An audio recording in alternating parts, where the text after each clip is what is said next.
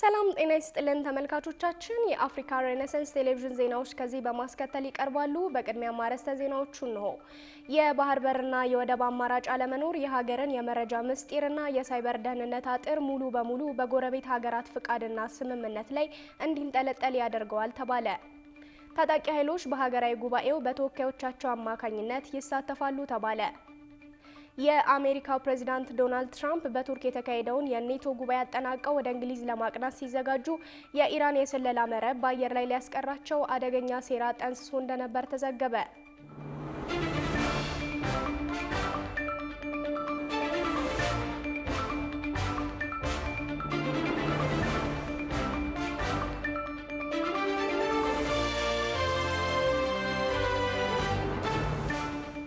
ተመልካቾቻችን እንደምን አላችሁ? ይህ የአፍሪካ ሬኔሳንስ ቴሌቪዥን የዜና ሰዓት ነው። የተመራረጡ ዜናዎቻችንን ወደ እናንተ እናደርሳለን። አብራችሁ እንድትሆኑ የምጋብዛችሁ ጽዮን ላይኩን ነኝ። ወደ ቀዳሚው ዜናችን ስናልፍ የባህር በርና የወደብ አማራጭ አለመኖር የሀገርንና የመረጃ ምስጢርና የሳይበር ደህንነት አጥር ሙሉ በሙሉ በጎረቤት ሀገራት ፍቃድና ስምምነት ላይ እንዲንጠለጠል ያደርገዋል ተባለ። የባህር በር ከባህላዊ የሸቀጦችና የኮንቴነር ንግድ መሸጋገሪያነት ባለፈ ሰፊ ፋይዳ እንዳለውም ተገልጿል። ብዙነህ እንዳለ ዝርዝር አለው። አንድ ሀገር የራሷ የሆነ የባህር በር ሲኖራት የሀገር በቀጥታ ከዓለም ገበያ ጋር የሚገናኝበትን ሰፊና የተንጣለለ ድልድይ እንደገነባ ይቆጠራል። ምርቶቹን ያለምንም ከልካይ በቀጥታ ወደ ዓለም አቀፍ ገበያ ለማውጣትም ሆነ የውጭ ምርቶችን ወደ ሀገር ውስጥ በተቀላጠፈ ሁኔታ ለማስገባት የባህር በር ያለው ፋይዳ ወደር የለውም። በተለይም እንደ ኢትዮጵያ ፈጣን የኢኮኖሚ እድገት ለምታስመዘግብ ሀገር ይህ ጉዳይ ከምርጫ አልፎ የሞትና የሽረት ያህል ክብደት አለው። የባህር በር ባለቤትነት በ21ኛው ክፍለ ዘመን ከባህላዊው የሸቀጦችና የኮንቴነር ንግድ መሻገሪያነት ባለፈ ደግሞ የሀገር ዲጂታል ሉዓላዊነት፣ የኢኮኖሚ ጥንካሬና የሳይበር ደህንነት የሚወሰንበት ቀዳሚው ስትራቴጂያዊ መስፈርት ሆኗል። ዛሬ መላው ዓለም በዲጂታል ትስስር አውታር ያጋመዱትና የዓለምን አቀፍ የመረጃ ፍሰት የጀርባ አጥንት የሆኑት ግዙፍ የኢንተርኔትና የዳታ ኬብሎች የሚዘረጉት በሰፊው የባህር ስር መሰረተ ልማት ላይ ነው። በመሆኑም የባህር ጠረፍ መኖር የዓለም አቀፍ የመረጃ ፍሰት ዋነኛ ተጠቃሚና ተቆጣጣሪ ለመሆን እንዲሁም የራስን የቴክኖሎጂ ነፃነትን ለማወጅ መሰረታዊው መነሻ ነው። እንደ ጅቡቲ፣ ኬንያና ደቡብ አፍሪካ ያሉ ሀገራት የባህር ጠረፋቸውን በአግባቡ በመጠቀም በርካታ ዓለም አቀፍ የዳታ ኬብሎችን ማስተናገድ ችለዋል።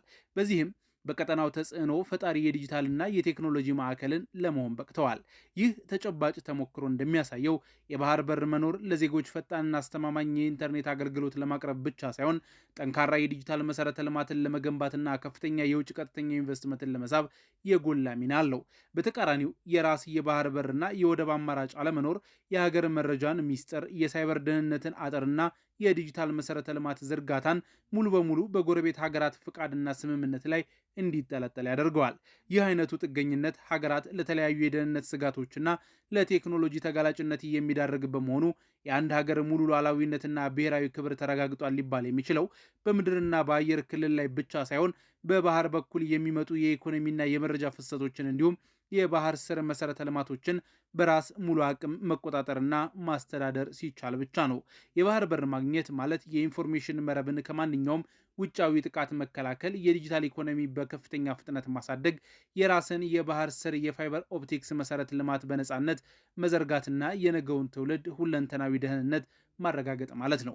ኢትዮጵያ በሰላማዊ በዲፕሎማሲያዊና በህጋዊ መንገዶች የባህር በር ጥያቄዋ ተገቢውን ምላሽ እንዲያገኝ የምታደርገው ጥረትም የሸቀጦች ማጓጓዣ ወጪን ከመቀነስ ባለፈ የዲጂታል ነፃነትን፣ የኢኮኖሚ እድገትንና የሀገራዊ ደህንነትን ዋስትናን በዘላቂነት ለማረጋገጥ የሚደረግ ታሪካዊ ጥረት ነው። ታጣቂ ኃይሎች በሀገራዊ ጉባኤው በተወካዮቻቸው አማካኝነት ይሳተፋሉ ተባለ።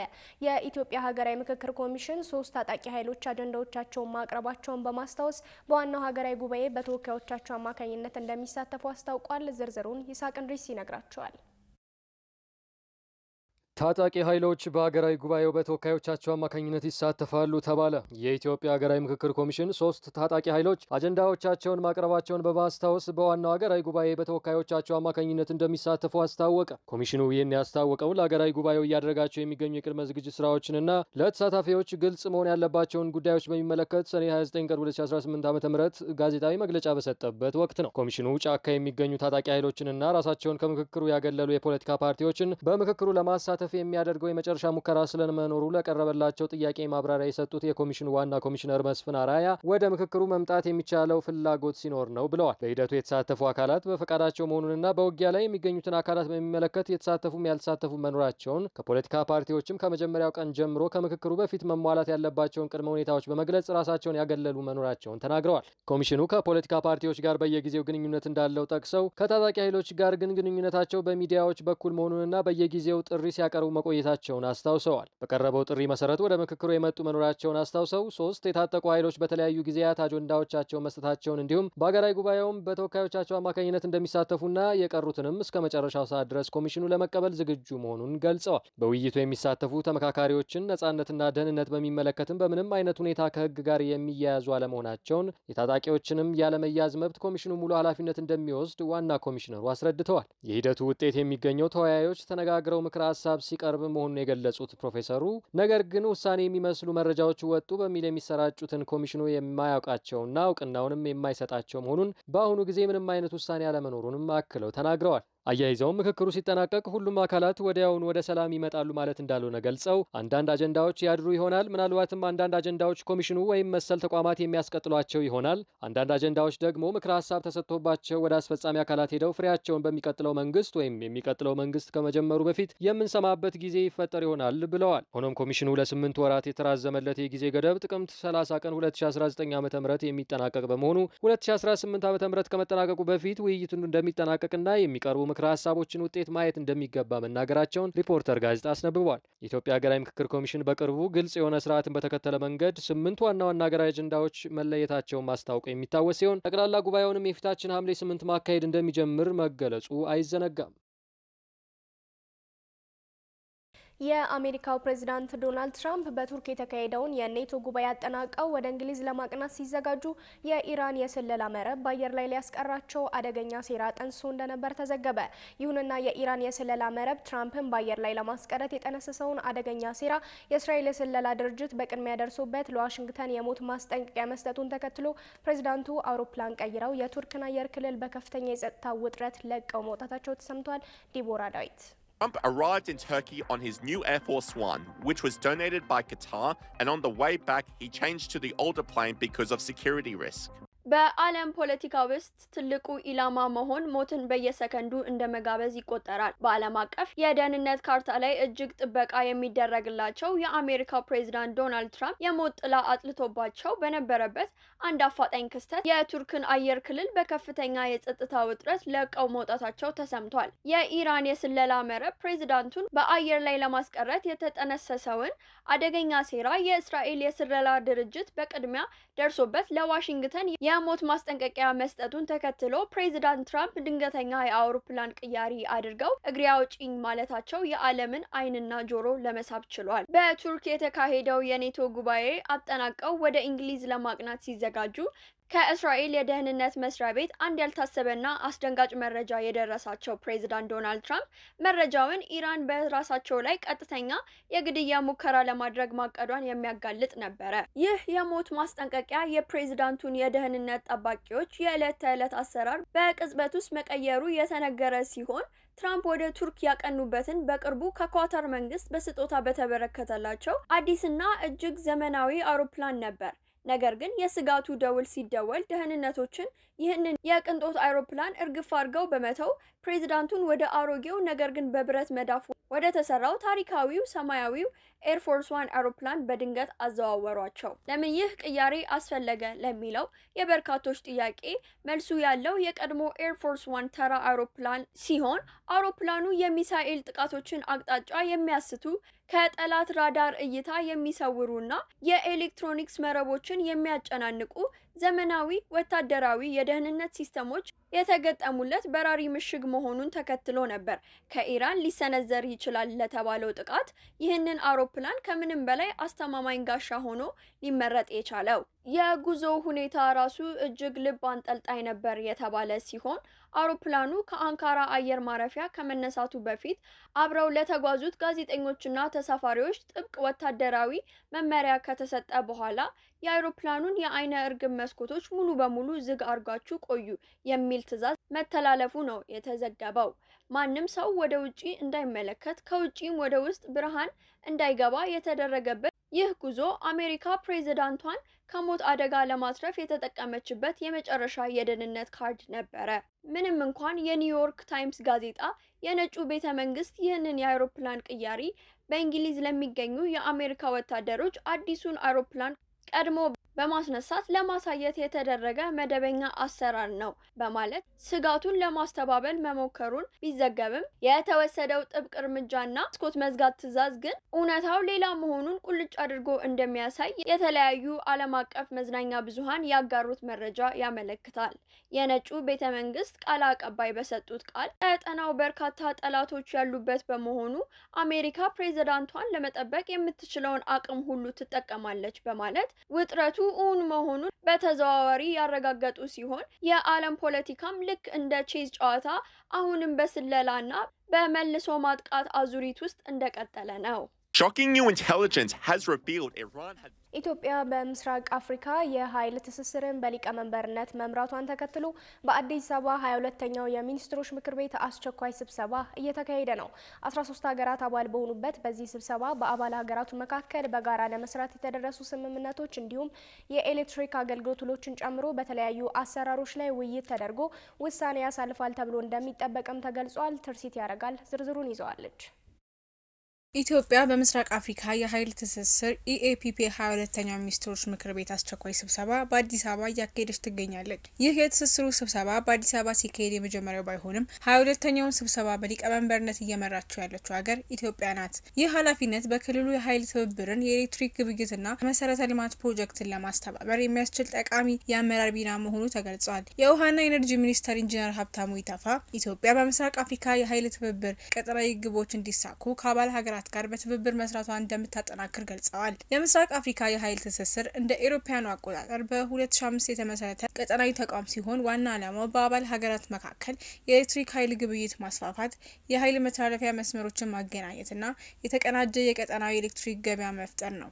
በአሁኑ ጊዜ 13 አባል ሀገራት ያቀፈው ተቋሙ በምስራቅ አፍሪካ የኃይል ትብብርን ለማጠናከር እየሰራ ይገኛል። ኢትዮጵያ በውሃ ኃይል ማመንጨት ካላት ከፍተኛ አቅም የተነሳ በቀጠናው ዋና ኤሌክትሪክ አቅራቢ ሀገር መካከል ትገኛለች። ለጅቡቲ፣ ለሱዳንና ለኬንያ የኤሌክትሪክ ኃይል በመሸጥ የቀጠናውን የኃይል ትስስር ያጠናከረች ሲሆን የታላቁ የኢትዮጵያ ህዳሴ ግድብ የማመንጨት አቅሟን በቀጣይ የበለጠ እንደሚያሳድግ ይጠበቃል። የምክር ቤቱ አስቸኳይ ስብሰባ በአባል ሀገራቱ መካከል በጋራ ለመስራት የተደረሱ ስምምነቶች እንዲሁም የኤሌክትሪክ አገልግሎት ውሎችን ጨምሮ በተለያዩ አሰራሮች ላይ ውይይት ተደርጎ ውሳኔ ያሳልፋል ተብሎ እንደሚጠበቅ ጠቁመዋል። በተጨማሪም የኤሌክትሪክ ገበያ ማዕከሉ ቦታ ለመወሰን ሌላው የጉባኤ ዋና ውይይት አጀንዳ መሆኑን ገልጸዋል። ባለሙያዎች እንደሚገልጹት ኢትዮጵያ የኢኤፒፒ ሊቀመንበርነት መረከቧ በምስራቅ አፍሪካ የንጹህ ኃይል ማዕከል ለመሆን ያላትን ራዕይ የሚያጠናክር ሲሆን የክልሉን የኃይል ግብይት፣ ኢኮኖሚያዊ ትስስርና የልማት ትብብር ለማጎልበት የጎላ ሚና እንደሚኖራት ይጠበቃል።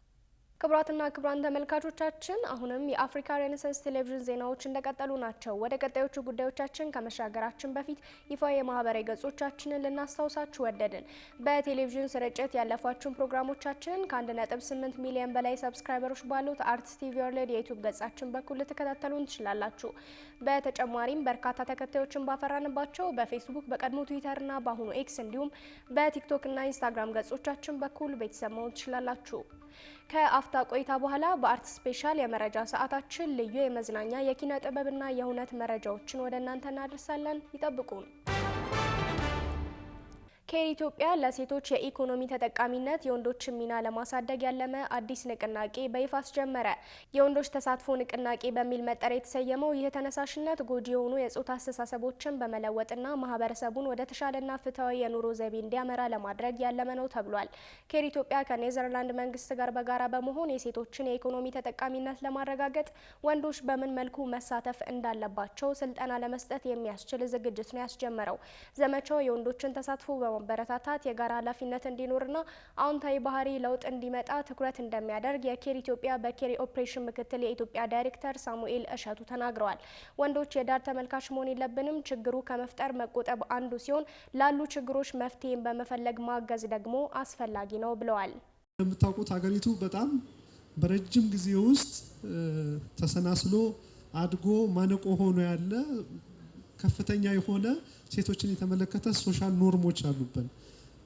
አግባብ ያልሆኑ አዎንታዊ ያልሆኑ የማህበረሰብ ልማዶች፣ እነዚህን ነገሮችም እንደዚሁ በማስወገድ ወንዶች ከፍተኛ ተሳትፎ ስለሚያስፈልጋቸው በዚህ የተነሳ ለዚህ ዝግጅት እኔና እናንተን ልበል አንድ ላይ የወንዶችን ተሳትፎ በሴቶች የኢኮኖሚ ሁለንተናዊ ተጠቃሚነት አስፈላጊ ነው በማለት የንቅናቄውን ፕሮግራም አዘጋጅተናል። የሴቶች በኢኮኖሚ ማደግ የቤተሰብ ኢኮኖሚ ማደግ ከዚያም የማህበረሰብና የሀገር ማደግ እንደሆነም ነው ኃላፊው የገለጹት። ንቅናቄው በአዲስ አበባ በተለያዩ ክፍለ ከተሞች የሚካሄድ መሆኑ የተገለጸ ሲሆን ይህ ዘመቻ በኬር ኢትዮጵያና በአዲስ አበባ የሴቶችና ማህበራዊ ጉዳይ ቢሮ፣ በአዲስ አበባ የክህሎትና ስራ ዕድል ቢሮ እንዲሁም በተለያዩ ክፍለ ከተሞች ትብብር እንደሚካሄድ ተገልጿል። ክቡራን ተመልካቾቻችን አሁን ሰዓቱ በየሳምንቱ ወደ እናንተ የሚደርሰው አርት ስፔሻል ልዩ የመዝናኛ የኪነ ጥበብና የሁነት መረጃዎች ነው። ልዩ መረጃዎቹ በባልደረባችን ናቲማናዬ ወደ እናንተ ይደርሳሉ። ከመረጃዎቹ ጋር መልካም ቆይታ።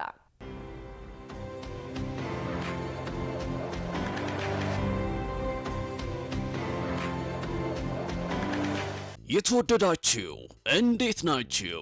ይህ አርት ስፔሻል ነው። ዋና ዋና ጉዳዮች: አንጋፋዋ ድምፃዊት አስቴር አወቀ ሙዚቃዎቿን ድጋሚ ሰራች። ይህ አልበም ከሙዚቃ አድማጮች ዘንድ ትችትና ድጋፍን አግኝቷል። በዝርዝር እንመለከታለን። ጃፓናዊ ፕሮፌሰር ለ20 ዓመታት በኢትዮጵያ ጎንደር ሰንብቶ የጻፈው አዝማሪ የተሰኘ አዲስ መጽሐፍ ለንባብ በቃ። እነዚህን የአርት ስፔሻል ጉዳዮች ትሰማላችሁ። አብራችሁን ቆዩ። አስቴር አወቀ በኢትዮጵያ የሙዚቃ ዘርፍ ውስጥ ግዙፍ ስም ነው። በርካታ የሙዚቃ ባለሙያዎችና የሙዚቃ አድማጮች የሶል የሙዚቃ ንግሥት የሚለውን ማዕረግ ይደርቡላታል። አስቴር አወቀን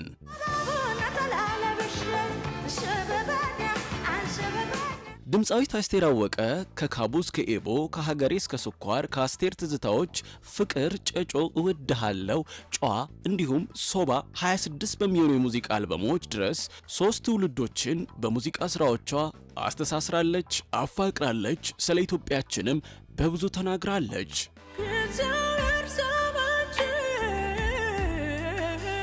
ከ26 አልበሞቿ በኋላም 27 በማለት የምንጠራው ቆየት ያሉ የሙዚቃ ስራዎችን በማደስ የሰራችው ገላገላ የአስቴር ትዝታዎች 2 ስትል ርዕስ የሰጠችውን የሙዚቃ አልበሟን ከ48 ሰዓታት በፊት ለአድማጮች አቅርባለች። ይህ ታድሶ የተሰራ አልበምም 10 የሙዚቃ ስብስቦችን የያዘ ነው። በድጋሚ ከተሰሩ የሙዚቃ ስራዎቿ መካከልም የሰርጌ ትዝታው፣ ከሁሉ አስበልጬ፣ ለምድኮይ፣ ጨረቃ ውበትሽ የተሰኙ ሙዚቃዎች ይገኙበታል። ይህ ድጋሚ የተሰሩ ሙዚቃዎችን አንድ የያዘ አልበም ከተለቀቀ በኋላም በበርካታ የሙዚቃ አድማጮች ዘንድ ድጋፍም ትችትም አስተናግዷል። ቆየት ያሉ ሙዚቃዎች ድጋሚ መታደሳቸው ለዚህኛው ትውልድ አድማጮች ጥሩ አማራጭ ነው ያሉ አድማጮች እንዳሉ ሁሉ በተቃራኒው አስቴር አወቀ በተለይ የሰርጌ ትዝታ ሙዚቃን በማንሳት መታደስ የሌለባቸው ሙዚቃዎችን በማደስ መስራቷን ተችተዋል። የድሮውን የሚመርጡ የድሮውን፣ አዲሱን ያሉም አዲሱን መስማት ይችላሉ በማለትም የሁለቱን ተቃራኒ ሀሳቦች የሚያስታርቁ ሀሳብ ያመጡም አልታጡም። ይህ አስቴር አወቀ በራሷ ዩቲዩብ ቻናል የለቀቀችው የሙዚቃ አልበም አብዛኞቹ በሙዚቃ አቀናባሪው ቢናንዴ የተቀናበሩ ስራዎች ናቸው። ኢትሱሺ ካዋሴ ይባላል። ጃፓናዊ አንትሮፖሎጂስት፣ የፊልም ባለሙያና ገጣሚ ሲሆን ለምርምር ስራዎቹ በተደጋጋሚ ኢትዮጵያን ጎብኝቷል፣ ኖሮባታል። የተወሰኑ ማህበረሰቦቿን የአኗኗር ሁኔታ፣ ተረቶቹን፣ አፈታሪኮቹን እንዲሁም ሙዚቃዎቹን አጥንቶለታል። ከ20 ዓመታት በላይም በኢትዮጵያ ጎንደር ቆይቷል። ካዋሴ በጎንደር ቆይታው በፒያሳ ጎዳናዎች እየተመላለሰ ዝቅተኛውን የማህበረሰብ ክፍል ተወዳጅቷል። ስነ ቃሉን፣ ቀልዱን፣ የኑሮ ውጣ ወረዱን፣ ልዩ ልዩ አምልኮ መርምሯል። Through this Gondal Azmari community, I came to get involved deeper and deeper to their musical cultures. ከዓመት በፊትም የፒያሳ ቆሌዎች በሚል ርዕስ መጽሐፍ አሳትሞ ለንባብ አብቅቷል። ከዓመት በኋላም አዝማሪ በሚል ርዕስ አዲስ መጽሐፍ ለአንባቢያን አቅርበዋል። ስለዚህ መጽሐፉ ኢትሱሺ ካዋሴ በአማርኛ ተከታዩን ማብራሪያ ነግሮናል። የኔ መጽሐፍ ደግሞ ስራ አዝማሪ ህይወት ኑሮ ነው እና እንደገና ደግሞ የአዝማሪዎች ስራ በጣም በቃ ኢንትሮዲውስ ያደርጋሉ። ስራ የሰርግ ዘፋን፣ ስራ የክርስትና ዘፋን፣ እንደገና ደግሞ የዘረሰኛ መዲና በቃ ዘፋን ኢንትሮዲውስ ያደርጋሉ። በአጠቃላይ ቅኔ ሴሚናር ውስጥ ያለው በጣም ብዙ ሜታፎሮች አናላይዝ ያደርጋሉና ኢንትሮዲውስ ያደርጋሉ። እንደገና ደግሞ ባለ ውቃቢዎች ምናምን በቃ እነርሱ ጋር እንዴት በቃ ዘፋን ይዘፋሉ ምናምን ዲስክራይብ ያደርጋሉ። ከአዝማሪዎች ውጭ ደግሞ ላሊበሮች ስራ ሀሚናዎች እነርሱ ሚውዚካል ፐርፎርማንስ ላይ የሆነ በቃ ግጥም ምናምን ዲቴይሉ ኢንትሮዲውስ ያደርጋሉ። እንደዛ ነው። ኢትሱሺ ካዋሴ በተለይ ጎንደር አካባቢ ያሉ አዝማሪዎች ራሳቸው ብቻ የሚገለገሉበት ቋንቋ እንዳላቸው ይገልጻል። የራሳቸው ቋንቋ ያወራሉ። ሚስጥር ብዙ ነገር አለ እና ሚስጥር ነው። ስለዚህ በቃ አንዳንድ ብቻ በቃ ነገራቸው አለ። ሁሉ ማናገረት አይቻልም። ክርክር ነው። ገባሽ? በተለይ በቃ ጫማ ዋማ ጸጉር ራንግ እንደዛ ነው። ከአማርኛ ወደ አዝማሪዎች ቋንቋ ምናልባት 60% ምናምን በቃ ይካሄዳል። ሌላ 40% ነው በቃ ከሌላ ቋንቋን ምንድን ነው ሚክስ ያደርጋሉ። ኦሮሚፋ በቃ አረብኛ፣ ትግረኛ በቃ እነርሱ አረም ይዞራሉ አይደል? ኢትዮጵያ ብቻ ሳይሆን አረም ይዞራሉና በቃ የተለያዩ ቋንቋን ያስገባሉና የራሳቸው ቋንቋን ይሰራሉ። ስለ ሀሚናዎችና አዝማሪዎችም በጥናቱ ያየውን የተመለከተውን እንደሚከተለው ገልጾልናል። ሚውዚክ ፐርፎርማንስ ትልቅ ልዩነት አለ። አዝማሪዎች በመሳሪያዎች ይዘፋሉ፣ ይጫወታሉ። ሀሚናዎች ደግሞ በቃ በድምጻቸው ብቻ ነው፣ ድምጽ ብቻ ነው። መሳሪያዎች አይዝም። ሌሊት ላይ ነበር ስትወጡ የነበረው? ሌሊት ነው። አዎ ከ11 ሰዓት ጀምር እስከ በቃ ምሳ ሰዓት አካባቢ በቃ ይዞራሉ፣ ይዘፋሉ። ቤት ለቤት ይሄዳሉና ይዘፋሉ። ስለ ፕሮፌሰር ኢትሱሺ ካዋሴም የቅርብ ወዳጆቹ እንዴት ለጥናት የተሰጠ ልብ እንደነበረውና ጥናቱንም ሲያካሂድ በተለይ ጎንደር አካባቢ ያለው ምን መሳይ እንደነበረ ይህንን አጋርተውናል። እንግዲህ የፕሮፌሰር ኢትሱሺ ካዋሴ የጥናት ቦታውና የጀመረበትን ስናይ ኦልሞስት 2 ዲኬድስ ወደ 20 ዓመት በላይ ነው ያጠናው። ሞር የሚያጠናው የሴቲንጉ ጎንደር ላይ ነው። ነገር ግን አዝማሪዎች የሄዱበት ቦታ ሁሉ ተከትሎ ነው የሚያጠናው። ባህር ዳር ሊሆን ይችላል፣ አዳማም ሊሆን ይችላል፣ አዲስ አበባም ሊሆን ይችላል።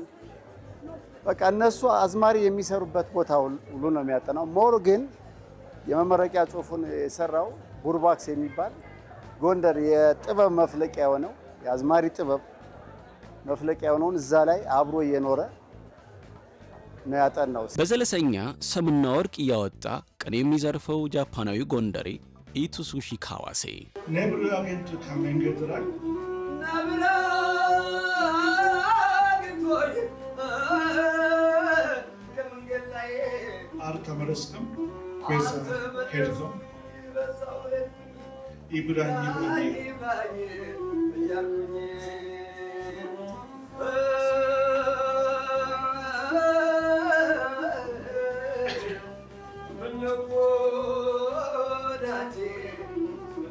ስለ አዝማሪዎች በርካታ ጉዳዮችን የያዘውን ይህንን መጽሐፍ የኢትዮጵያ አንባቢያን እንዲያነቡለትም ኢትሱሺ ካዋሴ ጋብዟቸዋል። በመጽሐፍ ተነባለ። እሺ፣ አመሰግናለሁ።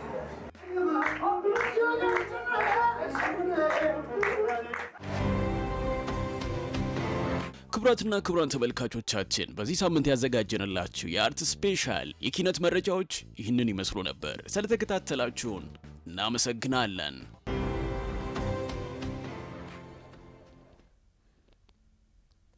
ተመልካቾቻችን በቀጣይ የምናመራው ከሀገር ውስጥና ከውጭ የተመራረጡ ስፖርታዊ መረጃዎችን ወደ እናንተ ወደምናደርስበት ዝግጅት ነው።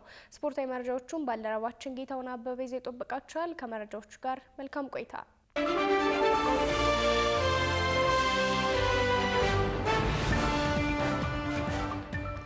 አመሰግናለሁ ጽዮን። መረጃዎቻችንን ከሀገር ውስጥ እናስቀድም። የኢትዮጵያ ፕሪሚየር ሊግ የዓመቱ ኮከቦችን በይፋ ሲሸልም ያሬድ ባየህ የዓመቱ ኮከብ ተጫዋች በመባል ተመርጧል።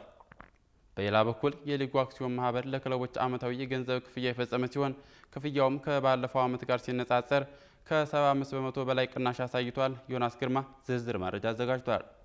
የሲቢ ኢትዮጵያ ፕሪሚየር ሊግ የዓመቱ ምርጥ ተጫዋች በ20 ክለቦች መካከል ከጥቅምት 9 2018 ጀምሮ እስከ ሰኔ አጋማሽ የተደረገውና በሲዳማ ቡና አሸናፊነት የተጠናቀቀው የሲቢ የኢትዮጵያ ፕሪሚየር ሊግ የውድድር ዘመን ማጠቃለያ የዓመቱ ኮከብ ተሸላሚዎች ይፋ ተደርገዋል። በብዙ ውጣ ውረድ በተሞላው የውድድር ዓመት ከክለቦቻቸው ጋር እንዲሁም በግላቸው ጥሩ የውድድር ዘመን ያሳለፉ አካላትም ትላንት ምሽት እውቅና ተሰጥቷቸዋል። የኢትዮጵያ እግር ኳስ ፌዴሬሽን ፕሬዝዳንት ኢሳያስ ጅራና የኢትዮጵያ ፕሪሚየር ሊግ አክሲዮን ማህበር የቦርድ ሰብሳቢ መቶ አለቃ ፍቃደ ማሞን ጨምሮ በርካታ ጥሪ የተደረገላቸው እንግዶች በተገኙበት በሰባት ዘርፎችም ሽልማት ተበርክቷል።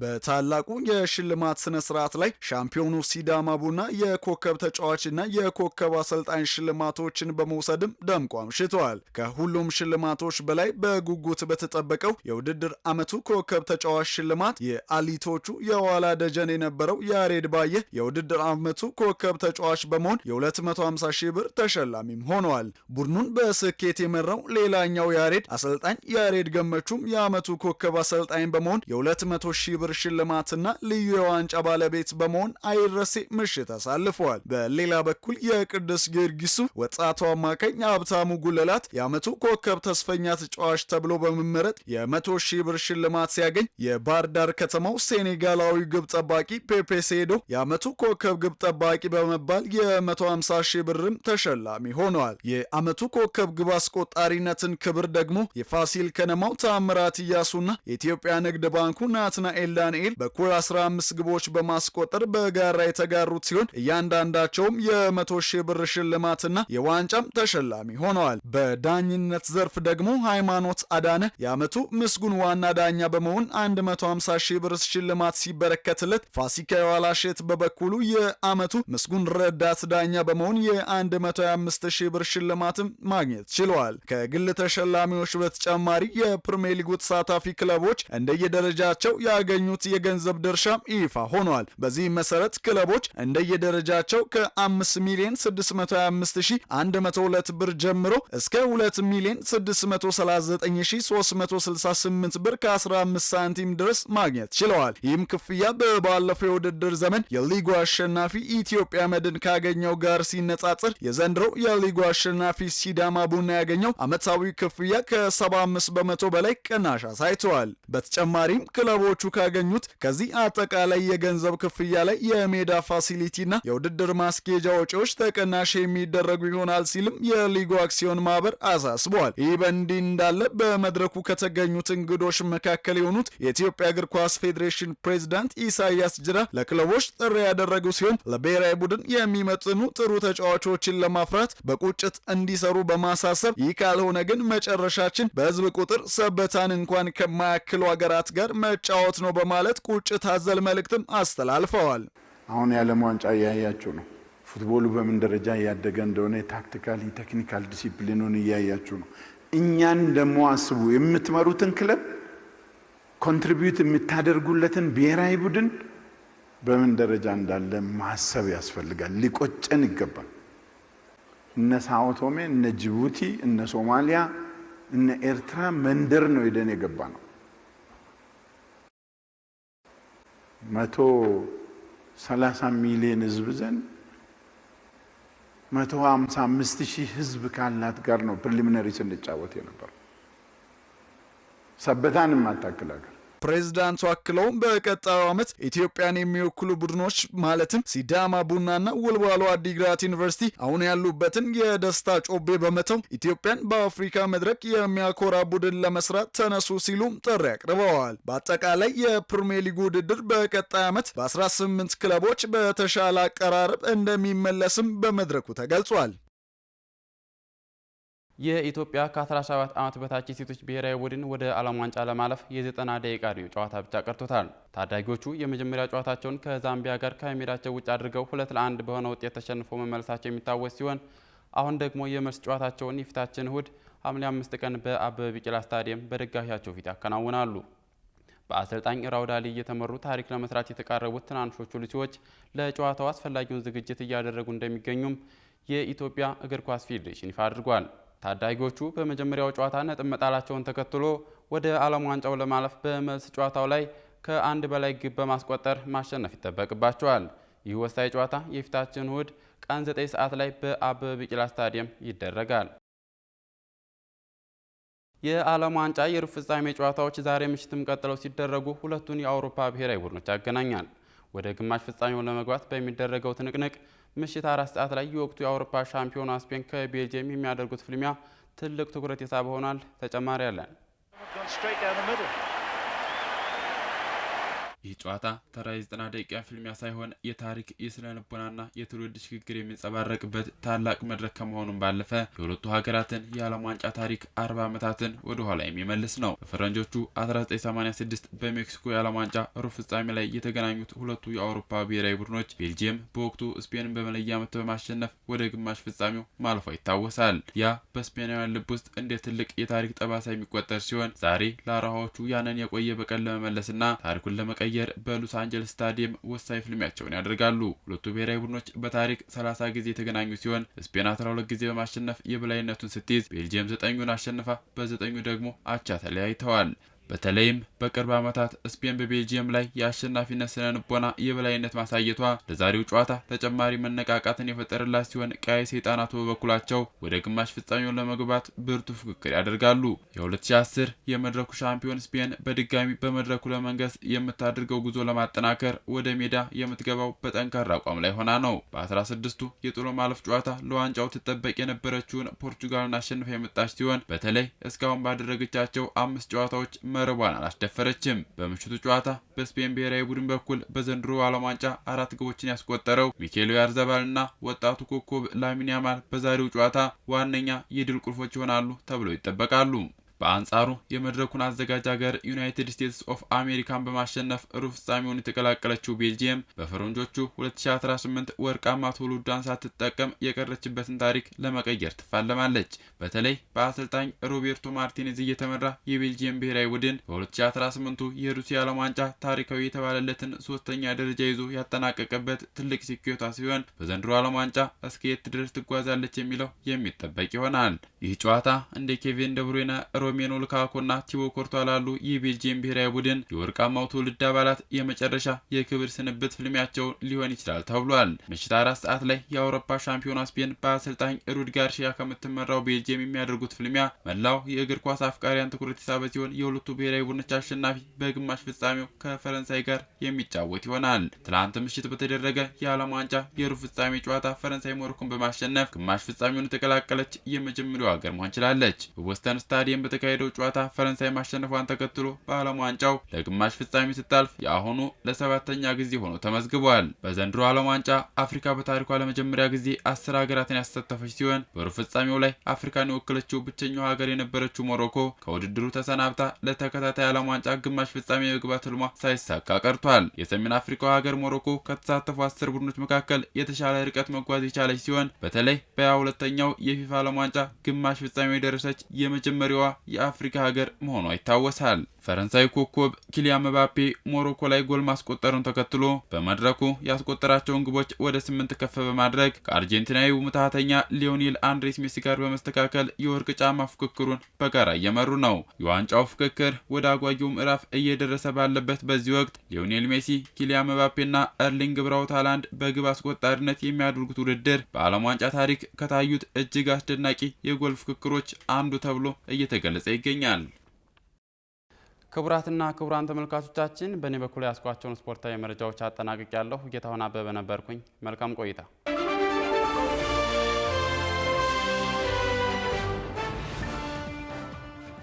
ውድ ተመልካቾቻችን የአፍሪካ ሬኔሳንስ ቴሌቪዥን የሰዓቱ ዜናዎች የተከታተላችሁትን ይመስሉ ነበር። ስለሰጣችሁን ጊዜ ከልብ ያመሰገንን። ከዜናዎቹ ጋር ጽዮን ላይ ቆይታ አድርጌያለሁ። ከቀሪ የጣቢያችን ዝግጅቶች ጋር መልካም ጊዜን ተመኘን።